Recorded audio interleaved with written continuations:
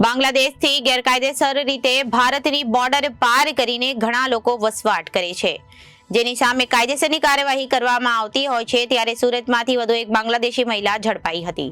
આ મહિલાએ પોતાનું નામ બદલવાની સાથે સાથે ડોક્યુમેન્ટ્સ પણ બોગસ ઊભા કર્યા હતા।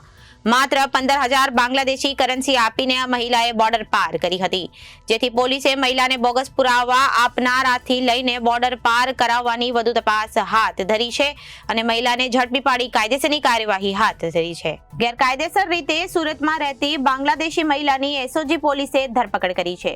મૈદરપુરા દિલ્હી ગેટ 4 રસ્તા ઇન્ડિયન ઓઇલ પેટ્રોલ પંપ પાસેથી મહિલાને ઝડપી પાડવામાં આવી હતી। તેણીની તપાસમાં સામે આવ્યું હતું કે મહિલાએ ખોટું નામ ધારણ કર્યું હતું, સાથે જ બોગસ રીતે ખોટા ડોક્યુમેન્ટ્સ પણ બનાવ્યા હતા। મહિલાનું નામ રશીદા બેગમ જહાંગીર અલી શેખ હોવાનું સામે આવ્યું છે। આ મહિલા 4 વર્ષ પહેલા બાંગ્લાદેશી એજન્ટ મારફતે પશ્ચિમ બંગાળથી ભારતમાં આવી હતી।